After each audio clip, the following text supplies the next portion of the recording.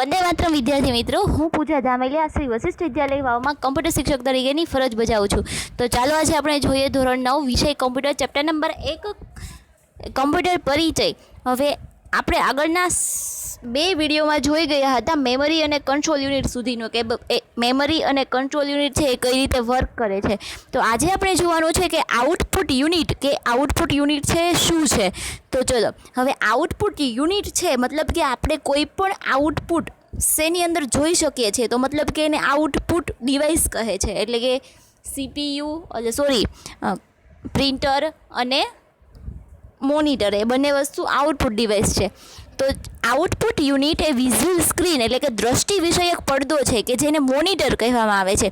હવે ખરેખર મોનિટર છે એ કમ્પ્યુટરના આખા બોક્સની દ્રષ્ટિ વિષયક મતલબ કે આખા કમ્પ્યુટરમાં કોઈ પણ જે પ્રોસેસ થાય છે, આઉટપુટ મળે છે, એ બધી જ વસ્તુ આપણને મોનિટરની અંદર જોવા મળે છે. તો માહિતી પ્રદર્શિત કરતો સ્ક્રીન એ મોનિટરનો એક ભાગ છે. હવે અમુક સમયે આપણે મોનિટર અને સ્ક્રીનને સામાન્ય ગણીને બંનેમાંથી કોઈ પણ શબ્દનો ઉપયોગ કરીએ છીએ. હવે જ્યારે અગાઉના મોનિટર કેવા હતા, શ્વેત, શ્યામ અને રાખોડી શેડના હતા અને તેમાં ફક્ત શાબ્દિક અને આંકડાકીય માહિતી જ પ્રદર્શિત થતી હતી. અને અત્યારે આપણે જે કોઈ પણ મોનિટર યુઝ કરીએ છીએ હવે કલરફુલ મોનિટર આવે છે, રંગીન મોનિટર આવે છે કે તેમાં અનેક પ્રકારની ઘણી બધી પ્રકારની આપણે માહિતી જોઈ શકીએ છીએ અને એ સક્ષમ છે. હવે જેમ કે ઉચ્ચ ગુણવત્તા ધરાવતા એટલે કે એની ગુણવત્તા હોય છે કેવી હોય છે, ઉચ્ચ ગુણવત્તા, અને એમાં આપણે એનિમેશન પણ કરી શકીએ છીએ. ફોર એક્ઝામ્પલ તમારે કોઈ મૂવિંગ કરવું હોય અથવા તો કોઈ પ્લેઇંગ કરવું હોય તો તમે એનિમેશન વિડીયો પણ બનાવી શકો છો. અને કોઈ ધ્વનિ એટલે કે સાઉન્ડનું નિર્ગમ કરવા માટે પણ તમે સ્પીકર્સ અને હેડફોન્સનો ઉપયોગ કરવામાં આવે છે. હવે જે સ્પીકર્સ અને હેડફોન્સ છે એ પણ આપણને આઉટપુટ આપે છે. કઈ રીતે? તો સ્પીકરમાં આપણે કોઈ પણ સોંગ ચાલુ કરીએ છીએ તો સ્પીકરમાં આપણને અવાજ સંભળાય છે, તો એ પણ એક આઉટપુટ ડિવાઇસ છે. હેડફોન્સ તો એ પણ એક આઉટપુટ ડિવાઇસ છે. પછી તમારે કોઈ પણ પેજમાં કોઈ વસ્તુની પ્રિન્ટ કાઢવી છે તો છાપવા માટે તમે પ્રિન્ટરનો ઉપયોગ કરો છો, તો એ પ્રિન્ટર જે છે એ પણ એક આઉટપુટ ડિવાઇસ છે.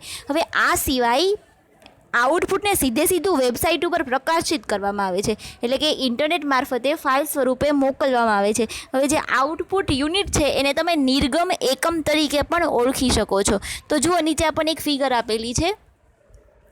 હવે એ જે ફિગર છે એમાં ફર્સ્ટ આપણને આપેલું છે ઇનપુટ આપેલું છે. ઇનપુટ મતલબ કે તમે કમ્પ્યુટરમાં કોઈ પણ ડેટા દાખલ કરો છો તો એ જે ડેટા દાખલ કરો છો તેને ઇનપુટ કહે છે. હવે એ ડેટા જે છે એ કંટ્રોલ યુનિટને પાસ કરે છે CU. હવે જે CU છે એ શું કરે છે? મેનેજમેન્ટ કરે છે. મતલબ કે આ જે વસ્તુ મારી પાસે આવી છે મારે કોને આપવાની છે? ડાયરેક્ટ આઉટપુટ રિઝલ્ટ કરવાનું હોય તો એ શું કરશે? આઉટપુટને પાસ કરશે. અને કોઈ પણ ગાણિતિક તર્ક રિલેટેડ કોઈ પણ પ્રક્રિયા કરવાની હશે તો એ CUમાંથી ડેટા છે કોની પાસે જશે? ALU પાસે જશે. અને ALU શું કરે છે? ગાણિતિક પ્રક્રિયા કરે છે અને આઉટપુટ આપે છે, મતલબ કે રિઝલ્ટ આપે છે. હવે જે મેમરી છે ને એના બે ટાઈપ આપેલા છે, જુઓ નીચે. એક તો પ્રાઇમરી મેમરી છે અને સેકન્ડરી મેમરી, મતલબ કે આપણે કોઈ પણ ડેટા પ્રોસેસિંગ દ્વારા પ્રોસેસ કરવામાં આવે છે. હવે જો આપણે ફાઇલને સેવ કરીએ છીએ તો પ્રાઇમરી મેમરી અથવા તો સેકન્ડરી મેમરીમાં સેવ થાય છે. હવે એક પ્રાઇમરી મેમરી અને સેકન્ડરી મેમરી આપણે ડિટેલ્સમાં આગળના ચેપ્ટરમાં ભણવાનું છે. તો ચલો કમ્પ્યુટરની લાક્ષણિકતાઓ અને ફાયદાઓ મતલબ કે characteristics and advantage of a computer, કે કમ્પ્યુટર આપણને કઈ રીતે બેનિફિટ આપે છે.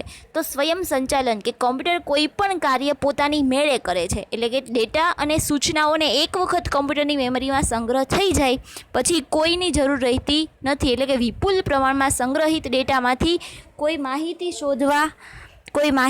શોધવા જેવા કેટલાક કાર્ય આ પ્રકારના સ્વયં સંચાલન વિના શક્ય છે. એટલે કે ચોકસાઈ. હવે જે ચોકસાઈ છે કેવી હોવી જોઈએ? એક્યુરેસી, એટલે કે ગૂંચવણ ભરેલ ગાણિતિક અને તાર્કિક ગણતરીઓ કોઈ પણ ભૂલ વગર ઉચ્ચ ગુણવત્તા સાથે કરવા માટે કમ્પ્યુટર છે સક્ષમ છે. યોગ્ય રીતે ડિઝાઇન કરેલ કમ્પ્યુટર ખૂબ જ સાચા પરિણામ આપે છે. મતલબ કે તમે કોઈ પણ જે ઇનપુટ આપો છો, ડેટા આપો છો, એ જો સાચો હોય તો આપણને સાચું જ રિઝલ્ટ મળે. એટલે કે જો તમે કદાચ ડેટા આપવામાં ભૂલ કરશો, કોઈ પણ કોડ ટાઈપ કરો છો એમાં તમારી ભૂલ હશે તો એરર જનરેટ થશે તો આપણને સાચું આઉટપુટ નહીં મળે. એટલે કે જાણતા કે અજાણતા ગાર્બેજ એટલે કે ખરાબ ખોટું ઇનપુટ આપવામાં આવે તો ગાર્બેજ ખોટું પરિણામ આપણને મળે છે. તે સ્પષ્ટ છે. આને garbage in and garbage out કહે છે. મતલબ કે ગીગો એનું પૂરું નામ છે garbage in and garbage out. આપણે યાદ રાખવાનું છે ફૂલ ફોર્મ. હવે લાંબા સમય સુધી ડેટાનો સંગ્રહ, મતલબ કે તમે કમ્પ્યુટરમાં કોઈ પણ ડોક્યુમેન્ટ બનાવો છો, કોઈ પણ ફાઇલ બનાવો છો, કોઈ પણ કોડિંગ કરો છો, પ્રોગ્રામ બનાવો છો, તો એને જ્યાં સુધી તમે ડિલીટ નહીં કરો ત્યાં સુધી તેનો સંગ્રહ કરવામાં આવે છે. એટલે કે કમ્પ્યુટર તેની સેકન્ડરી મેમરીમાં વિપુલ પ્રમાણમાં ડેટાનો સંગ્રહ લાંબા સમય સુધી કરી શકે છે. હવે આ જે મેમરી છે ને સેકન્ડરી મેમરી કહેવાય. પ્રાઇમરી મેમરીમાં કેવું થશે કે તમે કોઈ પણ ડેટા ડોક્યુમેન્ટ બનાવેલું છે, ડેટા સેવ કરો છો, પણ જો એ પ્રાઇમરી મેમરી હશે તો તમારું કમ્પ્યુટર બંધ થશે, રિસ્ટાર્ટ થશે, અથવા તો કમ્પ્યુટરની સ્વિચ ઓફ કરવામાં આવે તો જે ડેટા છે એ શું થશે, નાશ પામે છે. એટલે કે જ્યાં સુધી ચોક્કસ રીતે તે ડિલીટ કરવામાં ન આવે, ભૂસવામાં ન આવે, ત્યાં સુધી તે માહિતી મેમરીમાં સ્ટોર હોય છે, સેવ હોય છે. યાંત્રિક અને વારંવાર પુનરાવર્તિત કાર્ય કરવાની ક્ષમતા, એટલે કે યાંત્રિક કાર્ય એકધારી રીતે કરવા માટે કમ્પ્યુટર કેવું હોય છે, સક્ષમ હોય છે. હવે ક્યારેય કમ્પ્યુટર, હવે કોઈ પણ માણસ છે એ કદાચ 2 કલાક કામ કરે તો એવું કહેતો હોય કે ભાઈ હવે હું થાકી ગયો છું. કમ્પ્યુટર ક્યારેય એવું કહેશે નહીં કે હું થાકી ગયો છું, કે હવે મને બંધ કરો, બરાબર. એટલે કે કેવું છે, યાંત્રિક કાર્ય એકધારી રીતે કરવા માટે કમ્પ્યુટર છે એ સક્ષમ છે. એટલે કે આ ઉપરાંત કાર્યમાં રસ ઓછો થઈ જવો, ગમવું, ન ગમવું અને શારીરિક ક્ષમતા જેવી માન્ય મર્યાદાઓ કમ્પ્યુટરમાં નથી. હવે કમ્પ્યુટર ક્યારે એવું નહીં કે ભાઈ આ માણસ મને નથી ગમતો, આ માણસ જ ગમે છે તો એ જ મારી કમ્પ્યુટર પર બેસીને કામ કરવું જોઈએ. તો એમાં ગમો અણગમો એવી વસ્તુ કમ્પ્યુટરમાં આવતી નથી. હવે પ્રોગ્રામિંગ કરવાની ક્ષમતા, એટલે કે અગાઉથી નક્કી કરેલ સૂચનાઓનો અમલ માટે કમ્પ્યુટરને પ્રોગ્રામ કરી શકાય છે. પ્રોગ્રામ એક વખત લખવામાં આવે છે જ્યારે તેનો અમલ અનેક વાર કરી શકાય. મતલબ કે તમે કોઈ પણ ફાઇલ બનાવો છો, ડોક્યુમેન્ટ બનાવો છો, હવે તમે એક વખત કોડિંગ ટાઈપ કરી દીધું, પછી ફરી તમારે એનો રીયુઝ કરવો છે, ફરી વાર યુઝ કરવો છે, તો તમે સારી રીતે તેને યુઝ કરી શકો છો. એટલે કે પુષ્કળ સમય અને નાણાંનો પણ બચાવ થાય છે. હવે તમારો ટાઈમ સેવિંગ પણ થશે, બરાબર. એટલે કે એક વખત લખેલા પ્રોગ્રામના કાર્યમાં ફેરફાર કરવા માટે પ્રોગ્રામને બદલી શકાય છે. આથી જો એક પછી એક ક્રમમાં પ્રોગ્રામ આપવામાં આવે તો કમ્પ્યુટર અનેક પ્રકારના કાર્યો કરવા સક્ષમ છે. હવે આપેલું છે સોફ્ટવેર, કે સોફ્ટવેર કોને કહેવાય.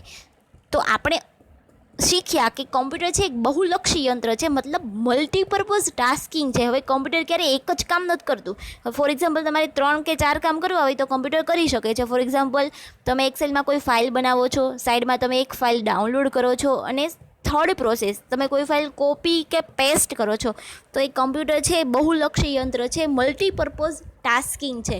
એટલે કે તે પોતાની જાતે પણ કોઈ કાર્ય કરી શકતું નથી. એટલે કે કોઈ પણ ઈચ્છિત કાર્ય કરવા માટે કમ્પ્યુટરને ડેટા અને મશીન સમજી શકે તેવી શ્રેણીની અને સૂચનાઓની જરૂર છે. એટલે કે સૂચનાઓની ક્રમિક શ્રેણીના સમૂહને પ્રોગ્રામ કહેવામાં આવે છે. જો કોઈ કાર્ય કરવા માટે એક પછી એક ક્રમશઃ, એટલે કે 1 by 1 જે સૂચના આપવામાં આવે છે, જેને એલ્ગોરિધમ કહેવામાં આવે છે, તો પ્રોગ્રામ લખવાનું કાર્ય છે એ કેવું બની જાય છે, ઘણું સરળ બની જાય છે. ફોર એક્ઝામ્પલ તમને કોઈ વેબસાઇટ ઓપન કરવાનું કહું છું તો હું તમને સ્ટેપ બાય સ્ટેપ કહીશ કે તમારે પહેલાં આ ઓપન કરવાનું છે, આના ઉપર ક્લિક કરવાનું છે, તો તમે ઇઝીલી એ કાર્ય કરી શકો છો. એટલે કે આ અલ્ગોરિધમ મુજબ કોઈ ચોક્કસ કાર્ય કરવા માટે જે તર્ક, લોજિક તૈયાર કરેલ હોય તેને શું કહેવાય છે, સોફ્ટવેર કહેવાય છે. તો કોમ્પ્યુટર પ્રોગ્રામ્સ ડેટા અને પ્રોગ્રામ્સ સંબંધિત દસ્તાવેજના સમૂહને શું કહેવામાં આવે છે, સોફ્ટવેર કહે છે. એટલે કે કમ્પ્યુટરની અંદર જે કોઈ પણ એપ્લિકેશન હોય છે તો એ બધી જ એપ્લિકેશનને આપણે શું કહીએ છીએ, સોફ્ટવેર કહે છે. હવે હાર્ડવેર આવેલું છે.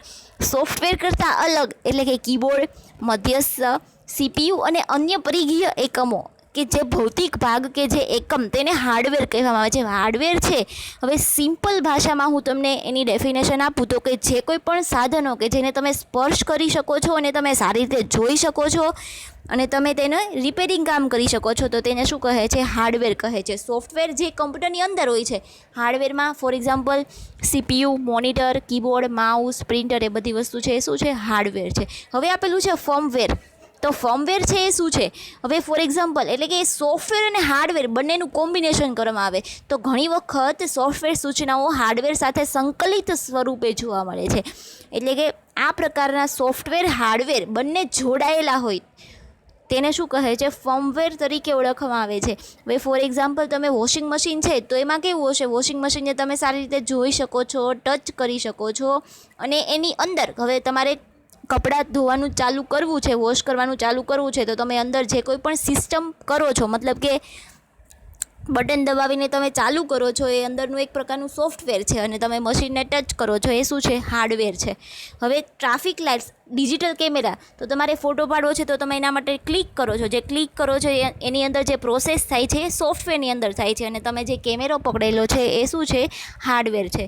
તો હાર્ડવેર, સોફ્ટવેર અને ફર્મવેર. તો સોફ્ટવેર છે એ કમ્પ્યુટરની અંદર જે એપ્લિકેશન છે ને સોફ્ટવેર કહેવાય. હાર્ડવેર કોને કહેવાય, કે જે સાધનો છે તેને તમે ટચ કરી શકો. અને સોફ્ટવેર અને હાર્ડવેર બંનેનું કોમ્બિનેશન કરેલું હોય, બંને જોડાયેલા હોય, તેને શું કહેવામાં આવે છે, ફર્મવેર. ઓકે, તો હવે આપણો ફર્સ્ટ ચેપ્ટર અહીંયા કમ્પ્લીટ થાય છે, એન્ડ નેક્સ્ટ વિડીયોમાં આપણે જોવાનું છે second chapter. Okay, thank you.